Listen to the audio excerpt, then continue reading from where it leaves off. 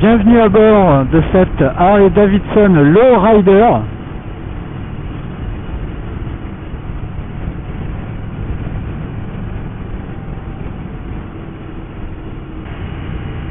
Alors celle-là elle est un petit peu mieux équipée que la Street Bob que j'ai essayé juste avant. Alors déjà elle a un contour.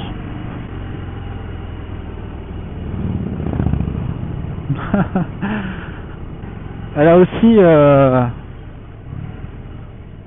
un petit compteur digital au niveau du compteur de vitesse,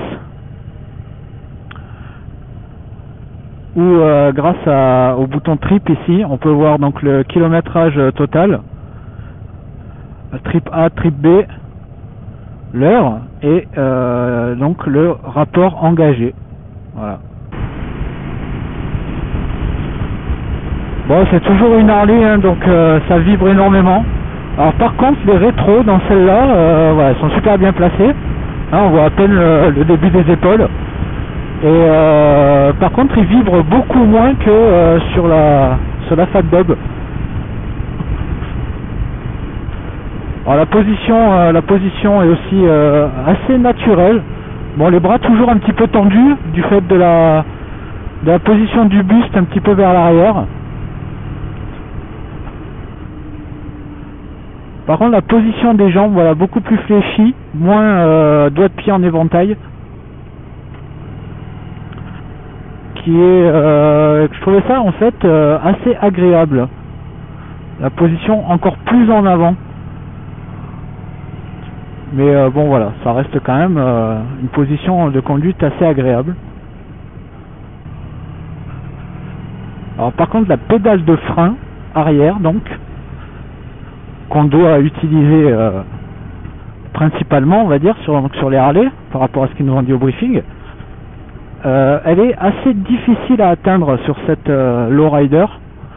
Il faut vachement fléchir la cheville pour pouvoir avoir un appui sur la pédale efficace. Et ça du coup c'est pas du tout agréable.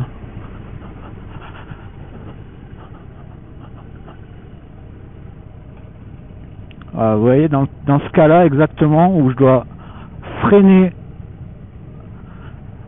donc j'ai freiné un petit peu de l'avant hein, forcément, et mettre le clignotant en même temps, eh ben, c'est assez galère quoi.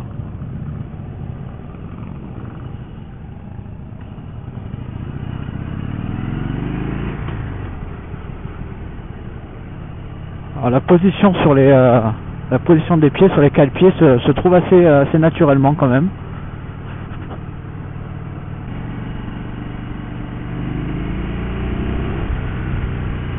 Voilà, donc ça a du couple.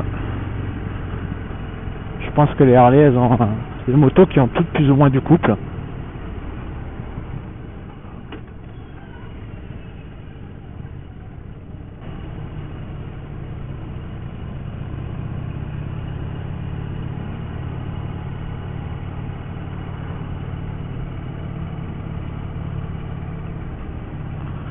Alors c'est vraiment dans les virages où on sent la rigidité du truc quoi. C'est super raide.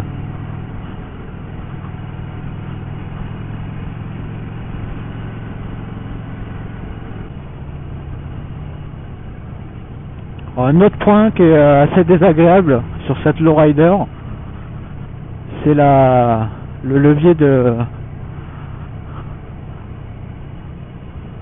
vitesse.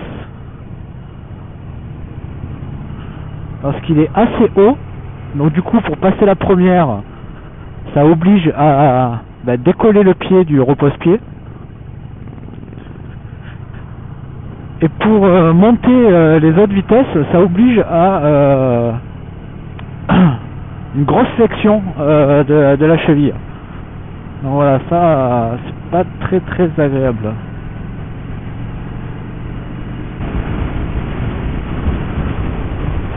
La taille des poignets est un peu petite sur celle-là, donc du coup on a mieux le guidon en main.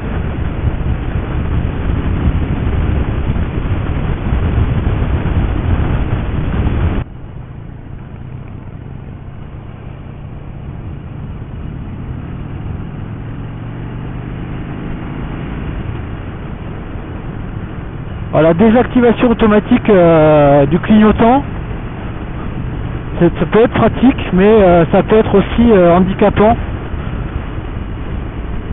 Du fait là, voilà, j'avais mis le clignotant et puis en fait avant de changer de trajectoire, il s'était déjà coupé automatiquement au bout de 20 secondes. Donc ça c'est voilà, ça peut être aussi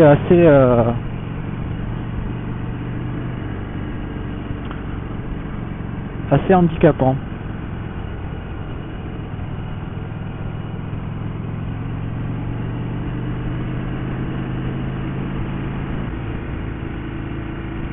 Qu'est-ce que c'est que ces choses?